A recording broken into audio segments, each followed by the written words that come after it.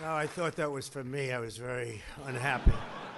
I looked around and I saw they're all looking at you. I was not happy about that. That's amazing. That's an amazing, amazing audition. And I'll tell you what, it's you have the most important business people and political people that you can possibly have in one room. That soon will be a much larger room than this. We'll have a room substantially larger than this, which we really do need, because we would have had 5 times this crowd. Everybody wanted to be here, to be with you, and it's an honor. And today I'm thrilled to welcome you to the White House, the most beautiful building. I love this building. We fix it up all the time. That's the real estate business in me, and it's in tippy-top shape, finally. But for the swearing in of our new chairman of the Federal Reserve Board of Governors, Kevin Warsh. Kevin?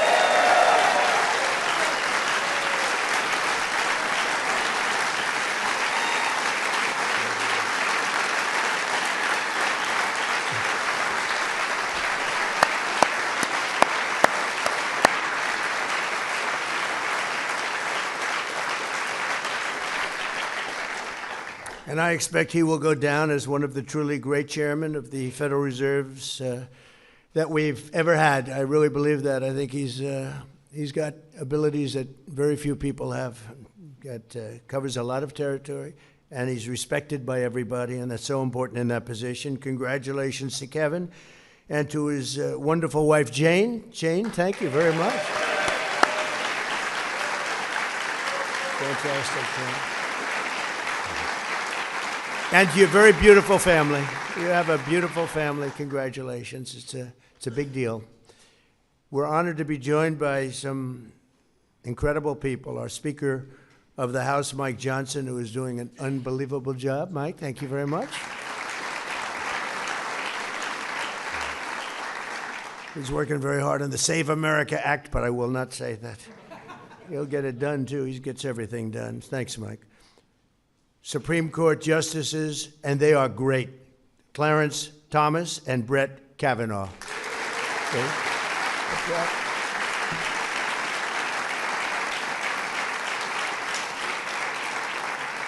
Secretary of the Treasury, he's like central casting, Scott Bessent.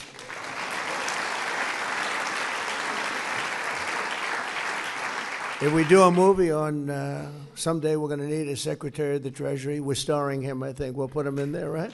He's done a good job. Secretary of Agriculture, Brooke Rollins. Brooke, thank you. Secretary of Commerce, Howard Lutnick. Thank you, Howard. Secretary of Transportation, Sean Duffy. Thank you, Sean. Acting Secretary of Labor, Keith Sonderling. Keith. CIA Director, John Radcliffe. Thank you, John. OMB Director, Russell Vogt. Russell, thank you, Russell. White House Chief of Staff, Susie Wiles. Director of the National Economic Council, the other Kevin. I was, they kept talking about Kevin, and he's a good man you're going to be working with, Kevin Hassett. Director of the Federal Housing Finance Agency, Bill Pulte. And thanks as well, we have so many political leaders, and I just see a few, and you have Tommy Tuberville, soon to be a governor, right now a very successful senator. Dave McCormick, who's a phenomenal guy, wherever you may be, Dave. Wherever you may be. Andy Barr just had a big win. He won by 40 points. Where's Andy? Congratulations. That was a big win, Andy. I'm proud of you. Did the endorsement help? Dan Muser, my friend, who's a fantastic congressman. Dan, thank you very much. Elise Stefanik. And a highly respected guy, another friend of mine, French Hill. Thank you, French Hill. Thank you. Thank you. Also with us, former Vice President Dan Quayle. Haven't seen Dan Quayle in a long time. Where's Dan Quayle? Wow. You look good. You look good. That's nice to see you, Dan. Very nice. Former Speaker of the House, Kevin McCarthy. Kevin. Good guy. Former Secretary of State, Condoleezza Rice. Highly respected. Highly respected by everybody. Me too. Former Governor Glenn Youngkin. Done a great job. Great governor of Virginia, and they try and take it apart as fast as they can, but you did a really fantastic job. Thank you very much, Glenn. And many others, tremendously distinguished, the biggest leaders of business and the biggest leaders of politics, other than the ones we mentioned. This is quite an assemblage of talent. I see the Southern District over here. Will you stand up, please, Southern District? Jay, stand up.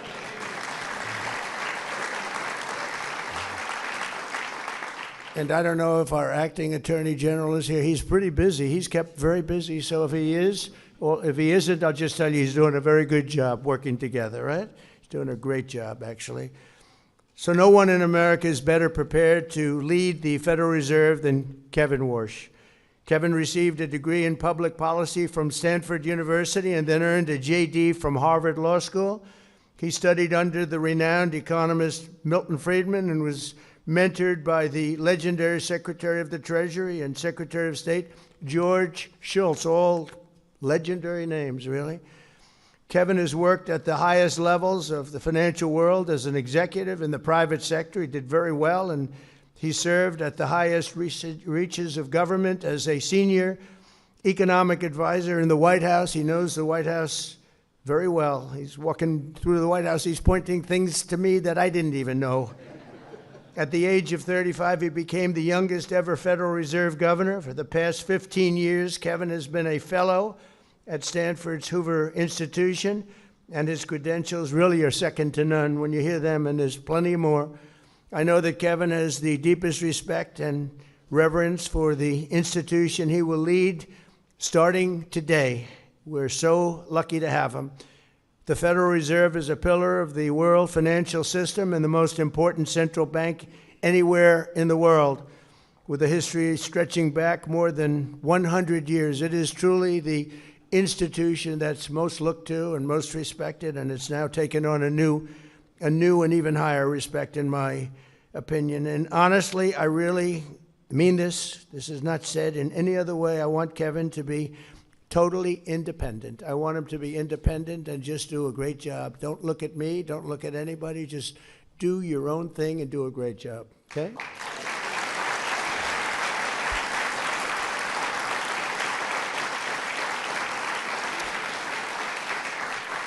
Unfortunately, in the eyes of many, the Fed lost its way in recent years. It became distracted by concerns far removed from its core mission and mandate, drifting into matters such as climate policy and DEI initiatives, with the Fed straying from its mandate. While the last administration blew out the deficit, Americans suffered the worst inflation that we had in history. It was the worst inflation we've ever had. As you know, some people say you're wrong about that. It was only in 48 years, but I think 48 years almost sounds worse. The worst inflation we've ever had, so it made it very difficult. Kevin has spoken often about the need to restore the Fed's integrity by returning to a proper focus on its two functional and really fundamental responsibilities: maintaining price stability and low inflation, and achieving full employment. And we talk about it, we've talked about it often. And right now we have the most people working in the United States than we've ever had. We have never had as many people working right now in the United States. And it's something that I like to say, and it's been pretty much that way ever since I've been president. When I go back to the first term, I had those numbers too, and I kept them. And we've done things that are really amazing, but we can bring it to a new and higher level with Kevin. I think we can bring it to a level that nobody ever thought possible.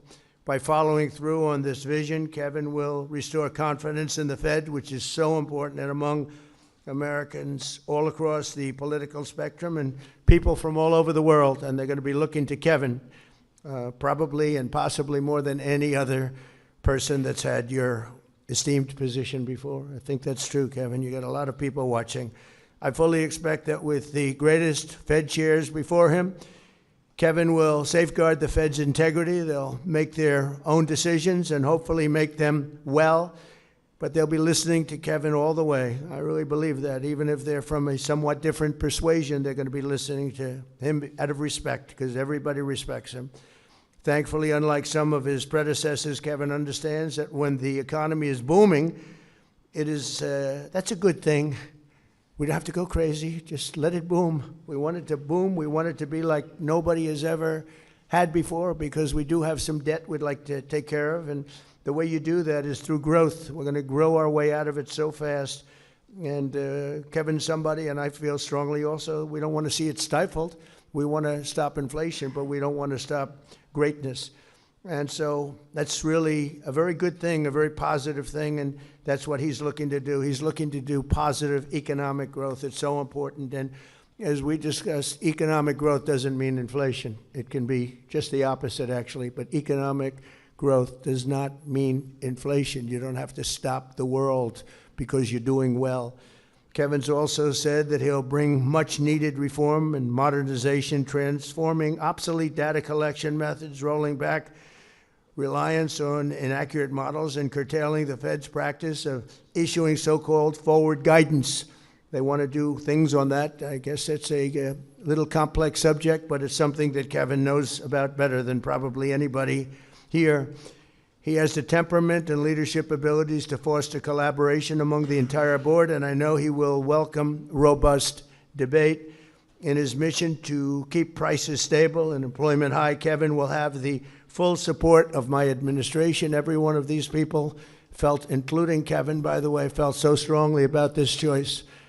And we have no doubt, we have absolutely no doubt. So important, too. So big, so important. I just turned on the television. I want to see how the stock market's doing today. Stock market's up 600 points.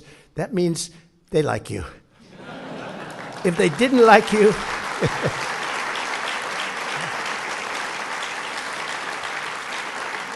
it's actually up to 50,702.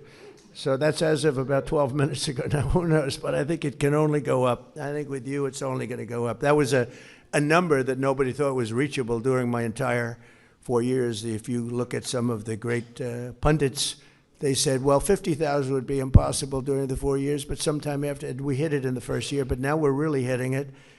And think of it, it's up to 50,702.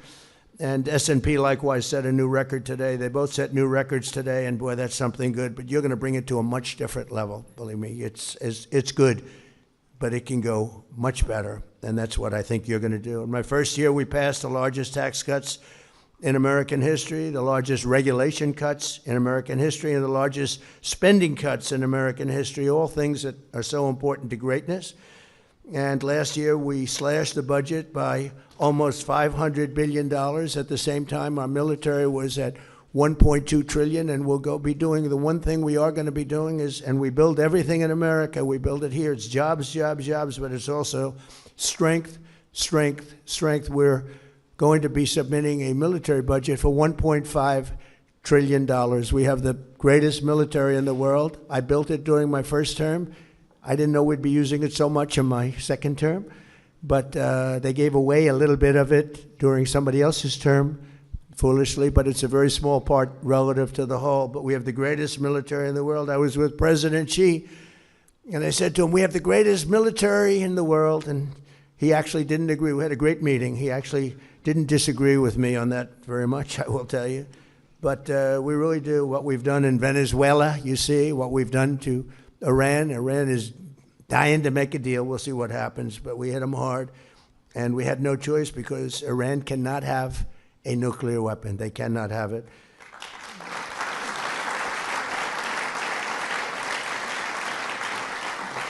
So I promised to cut 10 old regulations, as you know, in my first term, for every new regulation. If you put a new regulation in, that's fine, but you had to cut at least 10.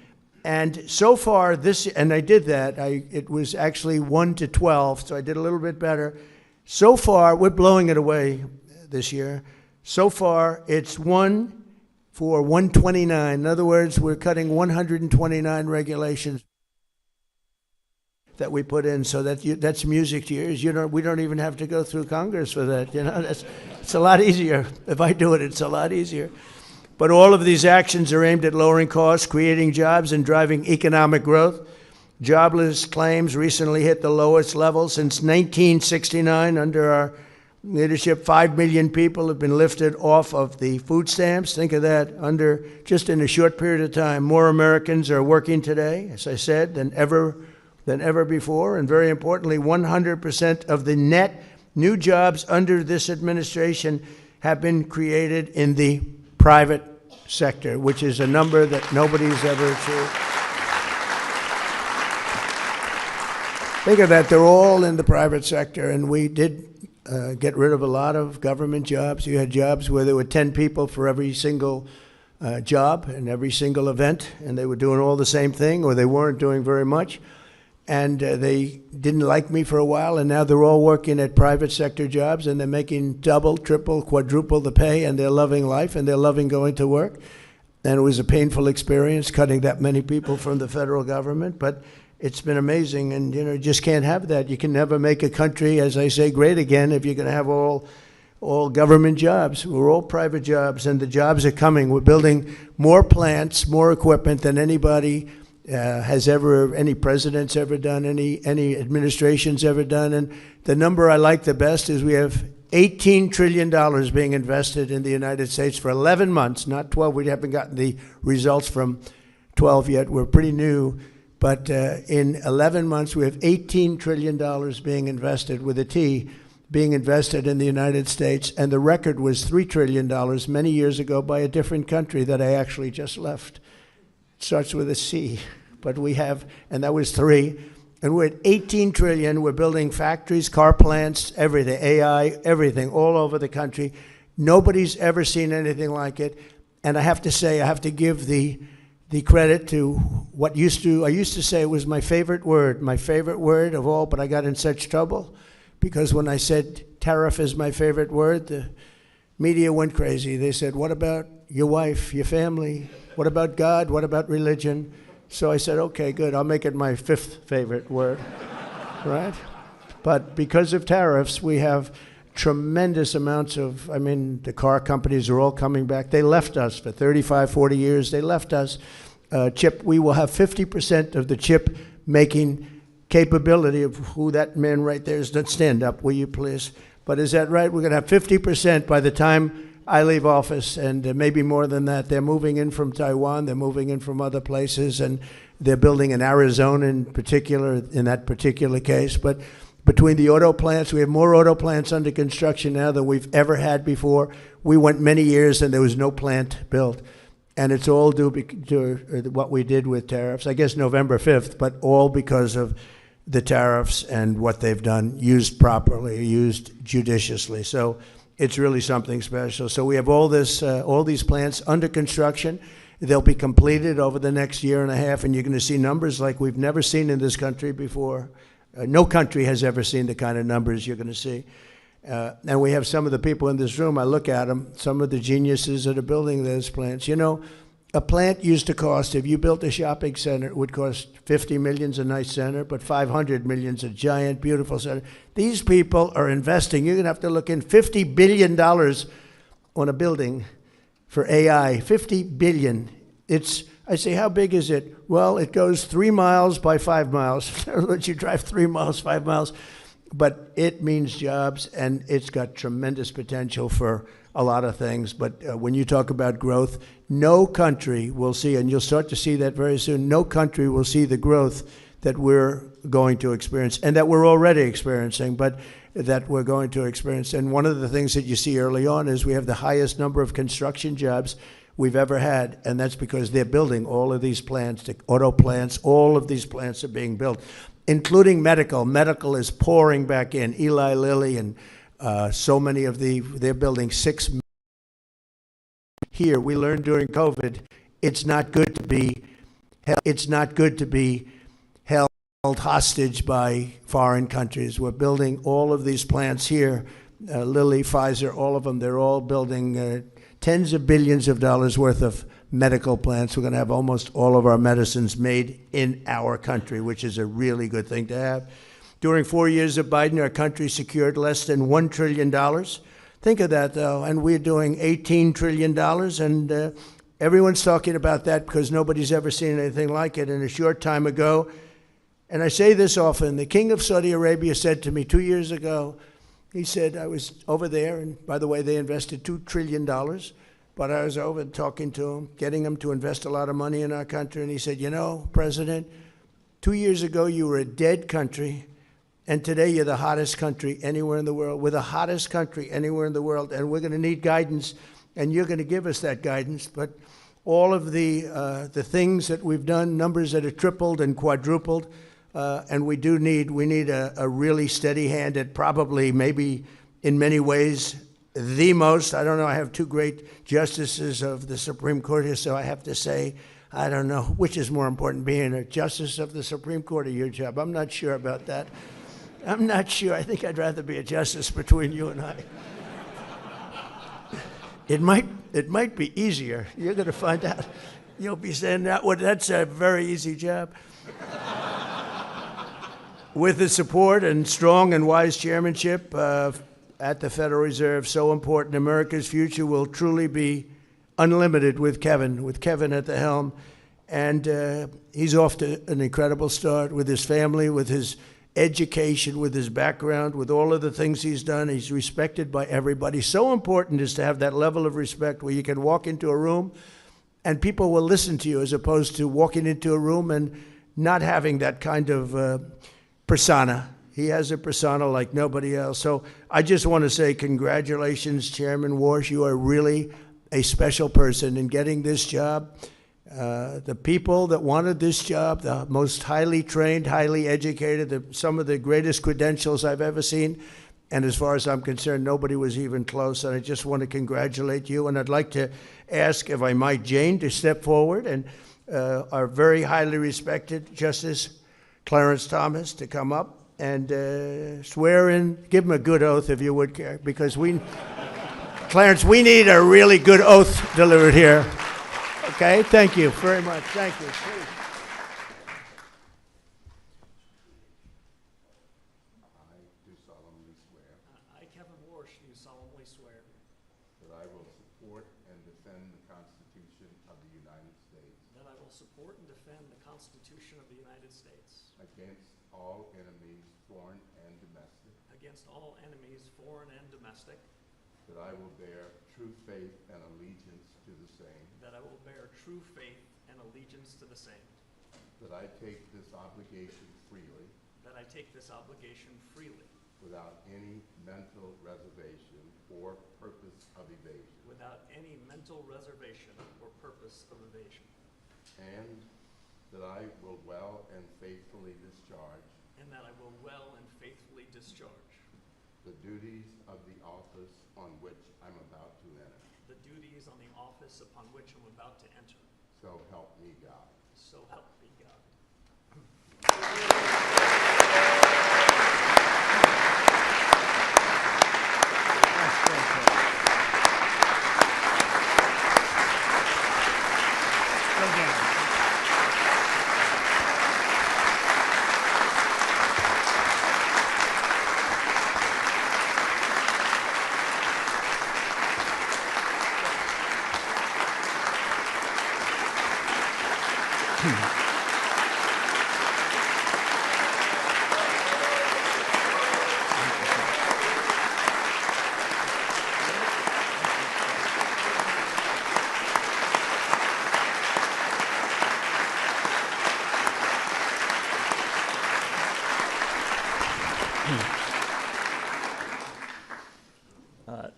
Thank you, Mr. President. This is above and beyond. It is such an honor for Jane and me to have this ceremony here in the East Room with you, sir. I couldn't ask for a more beautiful setting or a more gracious welcome, and I am grateful. I recognize, as the President said, that ours is a time of great consequence.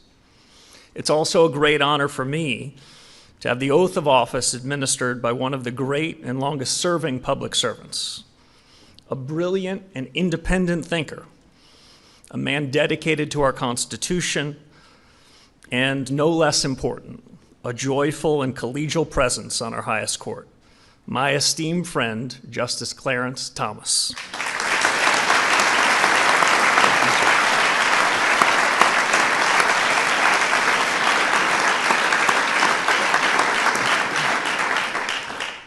Now, Justice Kavanaugh is here as well.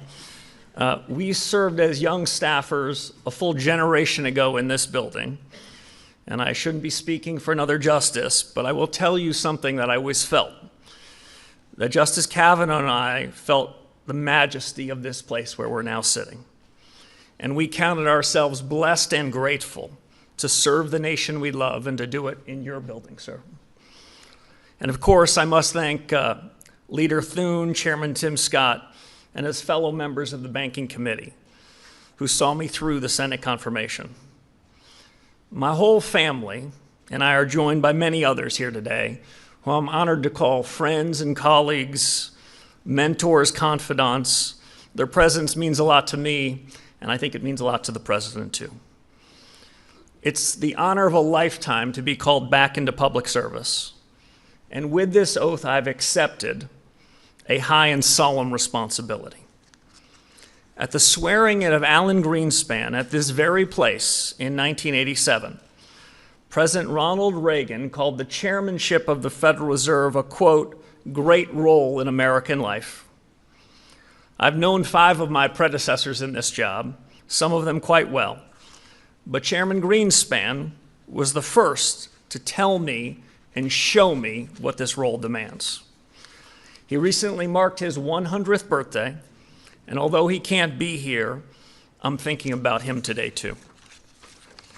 Like Alan, I intend to fill the role of chairman with energy and purpose, just the way Chairman Greenspan did, faithful to the mission and the very best traditions of the Fed. As you demonstrate, Mr. President, every day, energy and purpose are how big obstacles are overcome. Your greatest ambitions are for America, for what free people can achieve when they have the chance. And while I'm not naive about the challenges we face, I believe, Mr. President, these years can bring unmatched prosperity that will raise living standards for Americans from all walks of life. And the Fed has something to do with it. Our mandate at the Fed is to promote price stability and maximum employment. Independence and resolve, inflation can be lower, growth stronger, real take-home pay higher, and America can be more prosperous. And no less important, America's place in the world more secure. To fulfill this mission, I will lead a reform-oriented Federal Reserve, learning from past successes and mistakes both, escaping static frameworks and models, and upholding clear standards of integrity and performance. Today marks a return to an institution that I do in fact cherish. It was nearly a generation ago, at another time of great consequence, that I worked with some outstanding public servants at the Fed, both here in Washington and at the reserve banks.